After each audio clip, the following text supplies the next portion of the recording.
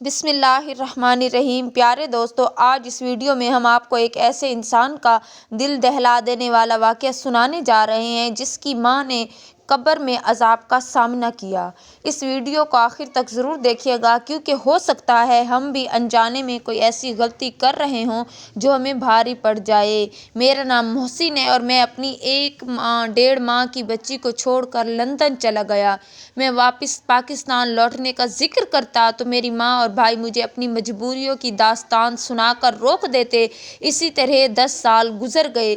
وہ بیچاری میری منتیں کرتی رہی کہ میں واپس لوٹ کر آ جاؤں، مگر میرے گھر والوں کی مجبوریاں ایسی تھیں کہ میں لوٹ کر نہ آ سکا اور پھر وہ بیچاری تڑپ تڑپ کر مر گئی۔ میری 10 سال کی بیٹی نے اپنے چاچو کے فون سے چھپ کر مجھے میسج کیا کہ بابا واپس آ جاؤ ورنہ یہ لوگ مجھے بھی مار دیں گے۔ میری شادی کو 1.5 سال ہی ہوا تھا کہ مجھے روزگار کے سلسلے میں لندن آنا پڑا۔ میں چونکہ پڑھا لکھا تھا اور ہمیشہ اپنے باپ کے کہے کے مطابق کیا کرتا تھا اور میرے باپ نے ہمیشہ مجھے یہی سمجھایا تھا کہ گھر کے چھوٹوں کی ذمہ داریاں اب بیٹا تمہارے سر ہیں کیونکہ تم گھر میں سب سے بڑے اولاد ہو، کیونکہ میرے والد صاحب بیماری کی وجہ سے کوئی کاروبار نہیں کر سکتے تھے۔ میرا نام محسن ہے اور میں سیالکوٹ کے قریب ایک گاؤں کا رہنے والا ہوں۔ پہلے میں سیالکوٹ میں ایک بہت بڑی کمپنی میں کام کرتا تھا، تنخواہ بھی اچھی خاصی تھی۔ جب شادی ہوئی تو امی نے بار بار مجھے یہ کہنا شروع کر دیا کہ اب اس تنخواہ میں 2 گھروں کے خرچے نہیں چل سکتے۔ میری بیوی تو بہت صبر شکر کرنے والی تھی، لیکن کبھی کبھار اگر وہ کوئی فرمائش کر دیتی تو میری ماں اسے ڈھیروں باتیں سناتی تھی۔ ہمارے رشتہ داروں میں سے جب ایک لندن گیا تو اس کے گھر کے حالات میں زمین اور آسمان کا فرق آ گیا، تو میری امی نے بھی بار بار مجھے یہی کہنا شروع کر دیا کہ بیٹا تم لندن کیوں نہیں چلے جاتے، تم چلے جاؤ۔ لیکن میں یہی کہتا کہ میں آپ سب کو چھوڑ کر پردیس میں نہیں جانا چاہتا، لیکن ماں باپ کے دباؤ اور گھر کے حالات کو دیکھتے ہوئے میں نے یہ فیصلہ کر لیا کہ ماں باپ کی طرف سے جو بھی اگر حکم دیا جا رہا ہے تو اسے مان لیا جائے۔ اب میرے بیوی کو اس کے ماں باپ کی طرف سے اچھا خاصا زیور ملا تھا اور پھر میری امی نے مجھے کہنا شروع کر دیا کہ میں اپنی بیوی امرین کا زیور بیچ کر بیرون ملک چلا جاؤں تاکہ وہاں اچھا خاصا کما سکوں۔ جیسے ہی میری تنخواہ شروع ہوگی میں اسے اس کا زیور واپس بنا کر دے سکتا ہوں۔ میں نے اپنی بیوی سے بات کی تو وہ حیران رہ گئی کیونکہ میرے جو گھر کے حالات تھے وہ تو ایسے تھے کہ شادی میں بس تھوڑا سا ہی زیور اسے پہنایا گیا تھا۔ میں نے اسے یقین دلایا کہ جیسے ہی میں لندن پہنچ جاؤں گا سب سے پہلے اس کا زیور بنا کر دوں گا۔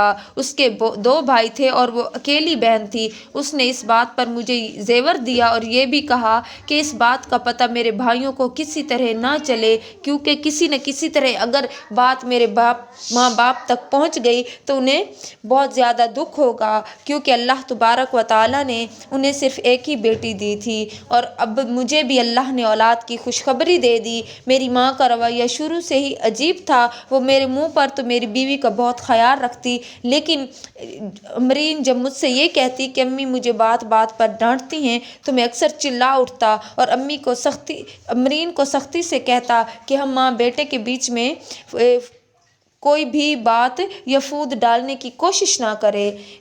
امی نے ہمارے کھانے بنانے کی ذمہ داری امرین پر ہی رکھی تھی۔ اگر تھوڑی سی بھی غلطی ہو جاتی تو پھر امی اسے سختی سے ڈانٹ دیا کرتی تھیں۔ امرین کی طبیعت اکثر خراب رہنے لگی تھی اور ڈاکٹر مجھے سختی سے کہتی تھی اسے وقت پر آرام اور سکون کی ضرورت ہے، اور ساتھ ہی ساتھ مجھے بھی تلقین کرتی کہ پھل اور دودھ بھی اس حالت میں کھائے جاتے ہیں۔ لیکن میں لندن جانے کے چکر میں اس قدر الجھا ہوا تھا کہ میں نے کئی ماہ پہلے ہی سیالکوٹ کی کمپنی کو ریزائن دے دیا، پاسپورٹ اور ضروری کاغذات ایجنٹ کو دے دیے تھے۔ مجھے کسی چیز کو لانے کا کہتی میری بیوی تو امی پریشان ہو جاتی۔ اگر کبھی میں ان سے کچھ پیسے مانگنے جاتا تو مجھے امی گھر کے اخراجات کی لمبی فہرست دکھا دیتی اور ساتھ ہی یہ بھی کہتی کہ تم نے نوکری چھوڑنے میں جلد بازی کر دی ہے۔ اور جب میرے سسر کو ہمارے گھر کے حالات کا اندازہ ہوا تھا تو انہوں نے اپنی حیثیت کے مطابق اپنی بیٹی کو خرچہ پانی دینا شروع کر دیا۔ اب تو امرین بھی مجھ سے تھوڑا تھوڑا ناراض رہنے لگی تھی، چونکہ میری 3 بہنیں تھیں اور 2 بھائی تھے جن کی ساری ذمہ داری تقریباً میرے ہی کندھوں پر تھی، کیونکہ امی کا کہنا تھا کہ بہنیں بہت چھوٹی ہیں، سب گھروں میں ہمیشہ چھوٹی نندوں کی ذمہ داری بھی بہو کو ہی نبھانی پڑتی ہے۔ میری امی ماشاءاللہ خود بھی صحت مند تھی، جب بھی امرین کسی کام پر تھکنے کا کہتی تو امی فوراً کہتی کہ کسی کام کو ہاتھ مت لگاؤ، میں خود ہی کر لوں گی، اور پھر امرین بیچاری شرمندگی سے کام میں دوبارہ لگ جاتی۔ اب امرین کی طبیعت اچانک خراب ہوئی، ہم اسے لے کر ہاسپٹل گئے۔ اللہ نے مجھے بیٹی جیسی رحمت سے نوازا۔ میں اور میری بیوی اپنی بیٹی کو دیکھ کر بہت خوش تھے، لیکن امی نے یہاں بھی یہ کہا کہ ہمارے خاندان میں تو سب سے پہلا بیٹا ہی ہوتا ہے۔ ہم میاں بیوی ان کی یہ بات سن کر چپ ہو گئے۔ امرین کے ماں باپ بھی ہاسپٹل میں موجود تھے۔ امی جلد ہی واپس گھر چلی آئی۔ خیر، میں نے گھر آ کر اپنی حیثیت کے مطابق مٹھائی بانٹی اور اپنی بیٹی کا نام فاطمہ رکھا۔ میری بیٹی بہت پیاری تھی۔ جب فاطمہ 1 ماہ کی ہوئی تو میرا ویزا آ گیا۔ روانگی کے دن نزدیک آ رہے تھے اور میرا دل تو جیسے اندر ہی اندر پریشان ہوتا جا رہا تھا۔ میرا دل ہی نہیں چاہ رہا تھا کہ میں اپنی اتنی چھوٹی سی بیٹی اور بیوی کو چھوڑ کر اتنی دور پردیس چلا جاؤں۔ پھر ماں باپ کی طرف دیکھتا اور بہن بھائیوں کی طرف دیکھتا تو یہی سوچتا کہ چلو کوئی بات نہیں، میں سب سے بڑا ہوں، سمجھتا ہوں کہ 2-3 سال میں ہمارے گھر کے حالات بدل جائیں گے۔ اب تو میری بیوی ہر وقت اداس رہتی تھی۔ پھر روانگی کا وقت آن پہنچا۔ میری ماں اور بھائی مجھے سب ایئرپورٹ چھوڑنے کے لیے آئے تھے۔ میری بیوی بھی ساتھ آنا چاہتی تھی، لیکن میری ماں نے یہ کہہ کر اسے روک دیا کہ اسے اور بچی کو دیکھ کر مجھے بیرون ملک روانگی میں مشکل ہوگی، تو اس لیے اسے اپنی بچی کے ساتھ گھر میں ہی رہنا چاہیے۔ مجھے امی کی یہ بات بہت کڑوی لگی تھی۔ اپنی بیوی کو کمرے میں جا کر گلے سے لگایا، لیکن میں نے کبھی یہ نہیں سوچا تھا کہ میں اسے دوبارہ زندہ نہیں دیکھ پاؤں گا۔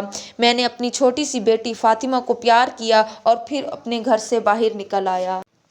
جیسے ہی میں گھر سے نکلا تو میری بیوی بہت افسردگی کے ساتھ دروازے پر کھڑی تھی اور اس وقت تک میری طرف ہاتھ ہلاتی رہی جب تک ہم گلی کا موڑ مڑ کر سڑک پر نہیں چلے گئے۔ ماں باپ اور بہن بھائیوں کی دعاؤں کے ساتھ میں لندن آ گیا۔ یہاں میرے لیے پہلے ہی نوکری کا انتظام کر دیا گیا تھا۔ سیالکوٹ میں مجھے 50,000 تنخواہ ملتی تھی، اب یہاں مجھے پاکستانی 1.5 لاکھ ملنا شروع ہو گئے تھے۔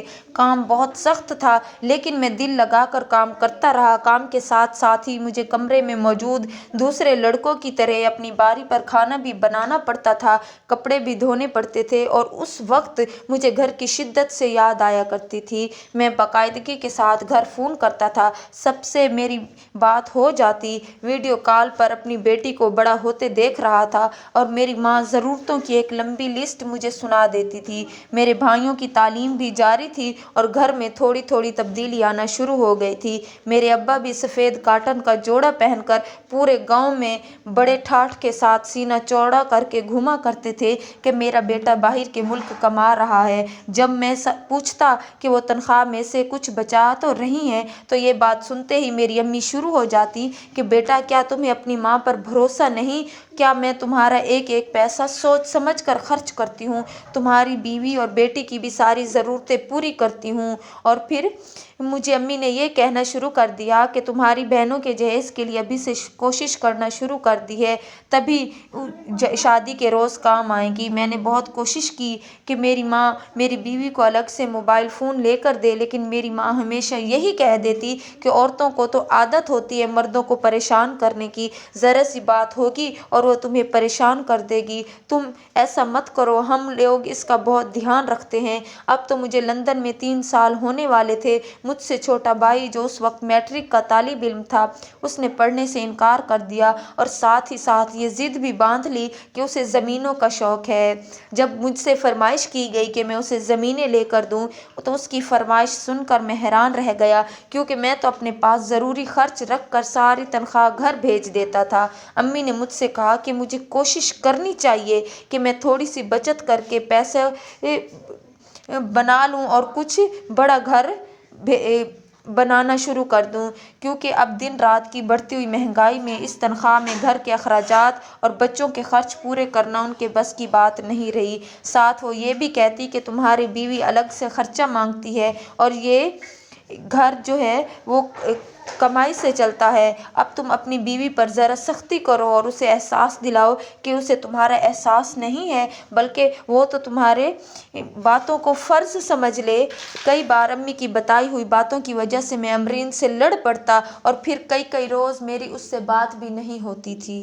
अब तो अम्मी ने मुझसे मेरी बीवी की बात करवानी भी छोड़ दी थी। अक्सर वो कह देती कि अमरीन सो रही है, या मैं फ़ोन बंद कर देता। मेरी माँ का कहना था कि तेरी बहन काम कर लेती है। मैं उनकी ये बातें सुन सुनकर गुस्सा पालता रहा। मुझे यकीन नहीं होता था कि अमरीन इतनी ज़्यादा बदल सकती है। कभी अम्मी कह देती कि अब तुम्हारी बीवी अपने मायके गई हुई है, तो मैं इस बात पर अम्मी से नाराज़ हो जाता कि उन्होंने मेरी इजाज़त के बगैर उसे मायके क्यों जाने दिया है। और जब मैं उसके भाई को कॉल करने की बात करता तो मुझे अम्मी अपनी कसम दे देती और कहती कि बेटा तुम उसे वहाँ परेशान मत करो, वरना तुम्हारे ससुराल वाले क्या सोचेंगे कि हमने उनकी बेटी को इतना धमका कर रखा हुआ है। दिन रात की मेहनत ने अब मुझे निचोड़ना शुरू कर दिया था। अब मैं बदमिजाज भी बनता जा रहा था। मैंने गुजारा करना शुरू कर दिया। मुझे लगता था कि मेरे पैसों में अम्मी बचत करके जमा कर रही हैं और कुछ ही सालों में इतना वो पैसा जमा हो जाएगा कि मैं लंदन छोड़कर वापस पाकिस्तान चला जाऊंगा और वहां जाकर कोई मुनासिब सा कारोबार करूंगा। ये बात मैंने अपनी माँ से की तो वो हैरत से कहने लगी, बेटा फ़िलहाल तो सिर्फ तुम्हारे भाइयों की तालीम और तुम्हारे बाप का इलाज ही पूरा हो पा रहा है, फिर तुम्हारी बीवी और बेटी का खर्चा भी है। तुम कोशिश करो अब कोई दूसरी नौकरी ढूंढो। मैं ये सुनकर बहुत परेशान हो गया। अब मेरे दोस्त अहबाब मुझे बड़ा समझाते थे कि मुझे अपने घर वालों पर इतना भरोसा नहीं करना चाहिए, लेकिन मैं शुरू से ही अपनी अम्मा और अब्बा के सामने कभी ज़ुबान नहीं चलाया करता था। जैसे तैसे भी थी, लेकिन अब तो मैंने अब उससे भी बेहतर नौकरी ढूंढ ली। यहाँ पर मेरी तनख्वाह 2 लाख के करीब थी। मेरे दोस्त तनख्वाह मिलने के बाद अच्छे अच्छे होटलों में खाना खाने के लिए चले जाते हैं और मैं ज़्यादातर वक्त अपने कमरे पर गुजारता था। अमरीन ने अपने भाई से कहकर अलग से मोबाइल ले लिया और जब अलग बैठ कर बात करने की कोशिश करती तो कोई न कोई उसके पास बैठ जाया करता था। इस पर वो सिर्फ यही कह पाती कि मैं पाकिस्तान वापस आ जाऊँ, यहाँ पर अब सब कुछ है, घर भी ठीक ठाक चल रहा है और यहाँ पर ही कोई नौकरी ढूंढ लूँ। जब मैं ये बात अपनी अम्मी से कहता तो ये सुनकर वो गुस्से में आ जाती और फिर रोने बैठ जाती कि बेटियां जवान हो रही हैं, उनकी भी शादियां करनी हैं, अपने भाइयों को देखो। मुझे जब ख्याल आता कि अगर वो आखिर वो कब किस काम धंधे में लगेंगे, ये कहकर वो मेरा दिल ही तोड़ देती कि अभी वो छोटे हैं। घर में हर तरह की सहूलत हो गई थी। मैं चाहता था कि नया मकान भी बन जाए, लेकिन अम्मा चाहती थी कि पहले बहनों की शादी हो जाए और एक बार भी मैं पाकिस्तान वापस नहीं जा सका। वक्त बहुत तेज़ी से गुजरता गया। अब तो मेरे बालों में सफ़ेदी उतरने लगी थी और जो वक्त से पहले मुझे बूढ़ा करने लगी थी। मेरी बेटी अब अपनी तोतली ज़ुबान में मुझे बार बार बुलाती और कहती थी, सब बच्चों के पापा उनके साथ हैं, आप वापस आ जाएं। ये सुनकर मेरा दिल बंद हो जाता और मैं वहीं रोने बैठ जाया करता था। परदेश में ज़िंदगी तन्हा गुजारना निहायत सख्त तजर्बा था। मेरे दोस्त बड़े अफसोस के साथ मेरी तरफ देखते कि वो तो अक्सर ही छुट्टियों पर चले जाया करते थे, लेकिन जब भी मैं छुट्टियों पर अपनी माँ को वापस आने के बारे में कहता तो वो कोई न कोई मजबूरी निकाल कर बैठ जाती और मजबूरन मुझे अपनी टिकट के जमा किए हुए पैसे भी घर भेजने पड़ जाते। मैं 2 बहनों की रिश्ते अच्छी जगह कर चुका था और अब तो मेरे दोस्त बहुत अफसोस के साथ मेरी तरफ देखते, क्योंकि वो तो अक्सर ही छुट्टी पर चले जाया करते थे। अब तो मेरी बहनों की शादियां होना शुरू हो गई थी और फिर मैंने अपनी बहनों की फरमाइश पर ढेरों ढेर सामान पाकिस्तान भेजा। मुझे मेरे माँ बाप ने एक बार भी ये नहीं कहा था कि वो मेरे बिना मेरी बहनों की शादियां कैसे करेंगे। बस मेरी माँ जज्बाती तौर पर मेरा हौसला बढ़ा देती और कहती, तुम्हारे जैसा बेटा नसीब वालों को मिलता है। मैं वीडियो कॉल पर ही अपनी बहनों की शादियों की तकरीब देखता रहा, लेकिन ये देखकर मुझे बहुत हैरत हुई कि मेरी बीवी और बच्ची बहुत ही मामूली लिबास पहने हुए थी। जब मैंने ये बात की तो अम्मी जान खामोश हो गईं और फिर न जाने کہ अमरीन से उन्होंने ऐसा क्या कहा कि अब तो अमरीन ने मुझे फ़ोन करना ही बंद कर दिया था। मैं कॉल कर कर के थक जाता, परेशान होता और फिर कई रोज़ गुजर जाते, मेरी अपनी बीवी और बेटी से बात ही ना हो पाती थी। मेरे दोस्तों ने अब मुझे बार बार समझाना शुरू कर दिया कि मैं घर वालों को बिना बताए पाकिस्तान चला जाऊं। काश उस वक्त मैंने उनकी बात मान ली होती। एक बार मेरे दोनों भाइयों ने फरमाइश की कि उन्हें आईफोन लेना है। ये सुनकर मैं गुस्से से फ़ोन उठाकर बंद कर दिया और कई दिन घर कॉल तक ना की। जब भी घर से कॉल वसूल होती मैं फ़ौरन अपनी परेशानी में बैठ जाता और अम्मी मुझे मिलकर दोस्त भी यही समझाया करते थे कि माँ बाप का दिल नहीं दुखाते, तुम फ़ोन ज़रूर किया करो। और फिर एक दिन मैं अपने दोस्त के गले लगकर रो पड़ा और कहने लगा, मुझे मेरी बीवी और बेटी की बहुत याद आती है। वो मुझे समझाने लगा कि मेरे घर वालों की तरह तुम भी खामोश ना रहो, बल्कि तुम तो अपने घर वालों के लिए सिर्फ सोने के अंडे देने वाली मुर्गी हो, जिससे वो हर माह पैसे निकाल लेते हैं और इससे ज़्यादा उनकी ज़िंदगी में अब तुम्हारी कोई हैसियत ना थी। अब तो लंदन की रौनक वाली ज़िंदगी ने मुझे अपनी तरफ बुलाने शुरू कर दिया। अब मैंने हर रोज़ घंटों कॉल करना बंद कर दिया।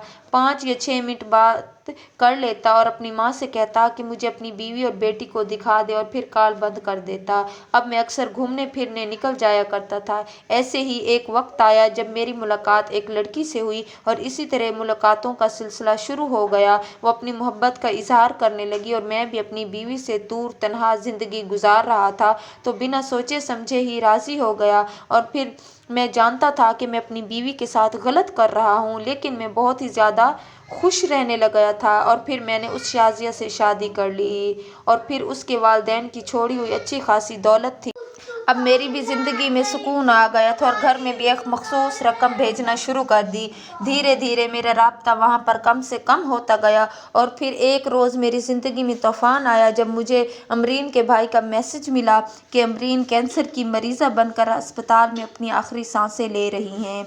ये सुनकर मेरे सर पर तो गोया क़यामत टूट पड़ी। मैंने उस शाजिया से कहा कि मैं पाकिस्तान जाना चाहता हूँ, लेकिन उसने मुझे इजाज़त ही नहीं दी। उसने मुझे कहा कि वो मुझे अच्छी खासी रकम देने पर तैयार है कि मैं अपनी बीवी का इलाज करवा लूँ, लेकिन वो मुझे पाकिस्तान नहीं भेज सकती क्योंकि इसे डर था कि मैं दोबारा पलट कर लंदन नहीं आऊँगा। मैं अजीब कश्मकश में मुब्तला था और फिर मैंने अपनी माँ की मौजूदगी को भी महसूस किया कि उसने मेरी बीवी का ख्याल ही ना रखा और इस बात पर मेरी बीवी माँ मुझसे नाराज़ हो गई और फ़ोन बंद कर दिया। बार बार मुझे पाकिस्तान बुलाया जाता रहा, लेकिन मैं उन्हें बराबर खर्च भेजता रहा, लेकिन साथ ये भी कह दिया कि मेरा पाकिस्तान पहुंचना मुमकिन नहीं क्योंकि कंपनी मुझे छुट्टी नहीं दे रही। जब वीडियो कॉल पर अमरीन को देखता तो मुझे बेतहाशा तकलीफ़ होती।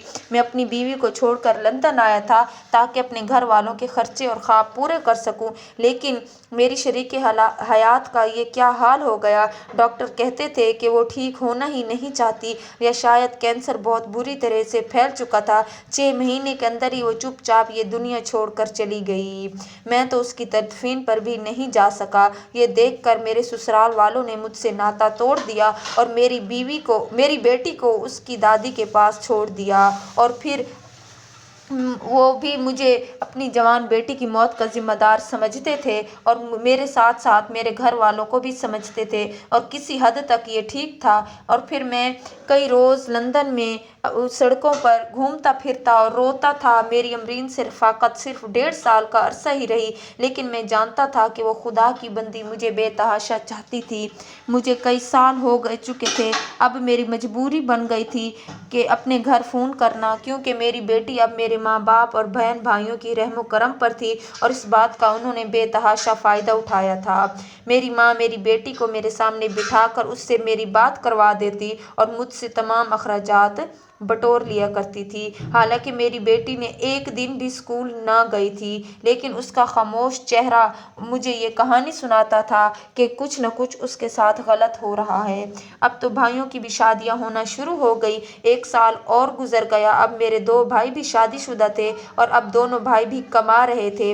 मैं शाजिया का कारोबार संभाल रहा था और वो मुझे मुकर्रर की हुई तनख्वाह दे देती और साथ ही कुछ रकम मुझे मेरी बच्ची के लिए भी देती थी।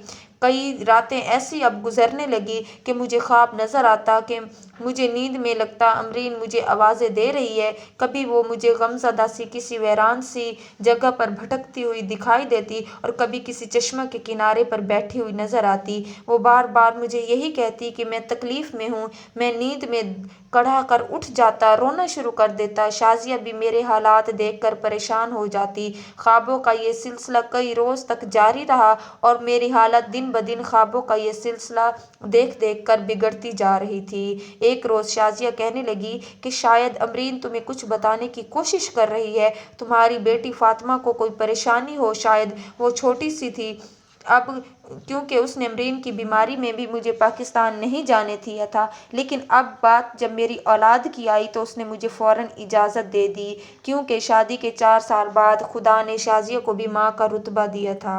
शायद इसी वजह से वो ऐसी हो गई थी, या शायद वो मुझे खोना नहीं चाहती थी। इसलिए मैं 10 साल बाद अपनी बेटी से मिलने वापस पाकिस्तान रवाना हो गया। 10 साल बाद जब मैं गांव पहुंचा तो हर तरफ तब्दीली ही तब्दीली आ चुकी थी और मुझे गांव में पड़ोसियों ने बताया कि मेरे घर वाले तो कब का ये घर बेचकर रावलपिंडी शिफ्ट हो चुके हैं। मैं हैरान हो गया, क्योंकि उन्होंने मुझे बताना भी पसंद नहीं किया था। मैं पता पूछता पूछता जब अपने वालिदैन के नए घर पहुंचा तो ये देखकर हैरान हो गया कि अच्छा खासा कीमती और शानदार घर बना हुआ था और 2 खूबसूरत पोर्शन अलग अलग बनाए हुए थे। 10 साल जो गुजरे थे उन 10 सालों ने मुझे बूढ़ा कर दिया था। जब मैं पाकिस्तान से गया तो 28 साल का एक खुश शक्ल नौजवान था, लेकिन अब मैं एक थका हारा मर्द बन चुका था। जब मैंने बार बार बेल बजाई तो कोई भागता हुआ दरवाजे तक पहुंचा। वो कोई कमजोर सी मासूम बच्ची थी जो कुछ देर तो हैरत से मेरी जानिब देखती रही और फिर एकदम मुझे पहचान कर मुझसे लिपट गई। उसे देखकर मुझे भी लगा कि वो मेरी बेटी है। मैं तड़प उठा। वो कमज़ोर और लागिर सी बच्ची जिसके चेहरे को किसी चीज़ से बुरी तरह जलाया गया था, वो कोई और नहीं बल्कि मेरी बेटी फातिमा थी, जिसे मैं पिछले 10 साल पहले छोड़कर यहाँ चला गया था। वो मेरी सगी औलाद थी, मेरे रिश्तेदारों के घर में इस हाल में मौजूद थी कि हम दोनों बाप बेटी एक दूसरे के गले लगकर रो रहे थे। थोड़ी देर में एक औरत चमक दमक वाले कपड़े पहने हुए चीखती चिल्लाती हुई आई और उसने फातिमा को देखते ही मुझसे दूर करना चाहा और बड़ी बदतमीजी से मुझसे पूछने लगी कि कौन हो तुम और इसको गले लगाकर क्यों प्यार कर रहे हो। तो फिर मैं इस अपने अब्बा और अपने भाइयों को पुकारता हुआ घर के अंदर दाखिल हुआ। वो औरत मुझे रोकती हुई मेरे पीछे ही घर के अंदर दाखिल हुई। उस वक्त डाइनिंग टेबल पर बैठकर रात का खाना खाया जा रहा था। सब घर वाले मुझे देखकर हैरान हो गए। डाइनिंग टेबल पर बैठे हुए सब हैरत से मुझे देखते हुए खड़े थे। मेरे हाथ में फातिमा का हाथ देखकर अब तो सब परेशान हो गए। जब मैं सामने आया तो मेरी माँ रोते हुए मेरे गले लग गई और फिर अब्बा और भाई भी बारी बारी मेरे गले लग गए। मैं सबको गौर से खड़ा देखता रहा। अम्मा ने गैर महसूस अंदाज से फातिमा का हाथ मेरे हाथ से छुड़ाना चाहा, लेकिन मैंने सख्ती से उनके हाथ को झटक दिया। फातिमा खौफसदा सी सिमटी हुई थी। वो मेरे भाई की बीवी थी जिसने मुझे मजबूर कर दिया था कि मैं अम्मी की तरफ सख्ती से देखते हुए पूछा कि मेरी यतीम बच्ची की ये हालत किसने की है, उसका चेहरा किसने जलाया है। तो वो कहने लगी कि ये किचन में चली गई थी, इसके हाथ में शायद कोई बर्तन था और वो तवा उतार कर नीचे रख रही थी कि एकदम इसका चेहरा जल गया। तुम्हारी भाभी उतार कर रख रही थी। मुझे उनकी किसी बात पर यकीन नहीं था, क्योंकि चंद दिन पहले फातिमा ने अपने चाचू के फ़ोन से मैसेज किया कि अब मैंने अपनी बेटी से पूछा कि तुम्हें किसने जलाया है, डरो मत फातिमा। तो डरते डरते उसने अपनी चाची की तरफ इशारा कर दिया। अब तो मेरे अंदर दबा हुआ बरसों का लावा फूट पड़ा और मैं बुरी तरह चीखने चिल्लाने लगा। मैंने अपने अम्मा और अब्बा से सवाल किया कि क्या आप की मैं सगी औलाद ना था। बरसों तक मैंने अपने आप को मारकर आपके लिए मुल्क से दूर दूर परदेश में सख्तियाँ कारोबार की सहता रहा और पीछे मेरी बीवी अपाहिज होकर बीमार होकर मर गई और जब मैं चाहता आना तो मुझे रोक दिया जाता। अब भी मुझे कुछ मालूम ना होता अगर फातिमा छुपकर अपने चाचू के फ़ोन से मेरे नंबर पर मैसेज ना करती। वो तो शुक्र है कि मेरी दूसरी बीवी ने वो मैसेज मुझे पहुंचा दिया। अगर उसका दिल भी तुम लोगों की तरह सख्त हो जाता तो शायद ये मासूम फातिमा भी अपनी माँ की तरह किसी रोज़ आप लोगों के जुल्म का निशाना बनकर इस दुनिया से चली जाती। ये सुनकर मेरे घर वाले हैरान खड़े रहे। फिर ایک دم میرا بھائی آگے بڑھا اور کہنے لگا کہ میں اپنی اس بیٹی کو لے کر یہاں سے چلتا بنوں۔ اس کی بات میں سن کر حیران رہ گیا اور جیسے کچھ کہنے لگا تو اماں اور ابا نے بھی بڑی بے رخی سے اس کی سائیڈ لی اور کہا، ٹھیک ہے، ہم ماں بیٹا اگر اتنے ہی ظالم ہیں تو ہم تمہاری بیٹی کی ذمہ داری نہیں اٹھا سکتے، تم اپنی بیٹی کو اپنے ساتھ لے جاؤ۔ جب تم دوسری شادی کر چکے ہو تو تمہاری بیٹی کو تمہاری دوسری بیوی ہی پال سکتی ہے، ہم نے کوئی ٹھیکہ نہیں لیا تمہاری ذمہ داریاں پوری کرنے کا۔ میں حیرت سے کھڑا انہیں دیکھ رہا تھا، میں تو اپنے پاؤں پر بھی کھڑا نہیں ہو رہا تھا کہ میں نے خاموشی سے اپنی بیٹی کا ہاتھ پکڑا اور گھر سے نکل آیا۔ کئی ٹائم تک میں سڑک پر کھڑا رہا، اسی طرح کچھ وقت گزر گیا اور پھر میں واپس لندن آ گیا۔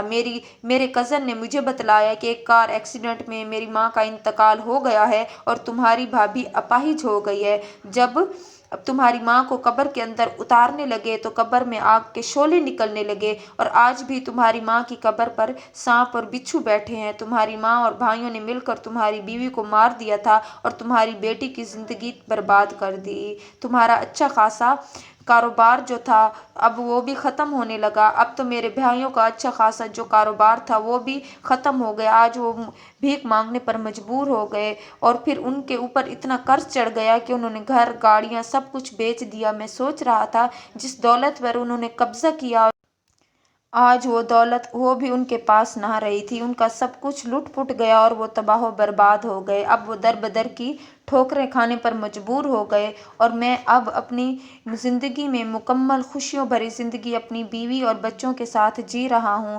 میری زندگی میں اگر کمی ہے تو وہ امرین کی ہے، لہٰذا میری التجا ہے کہ کوئی بھی بھائی اپنا ملک چھوڑ کر پردیس کی خاک نہ چھانے، کیونکہ وہی لوگ آپ کے دشمن بن جاتے ہیں جن کے لیے آپ پردیس جاتے ہیں۔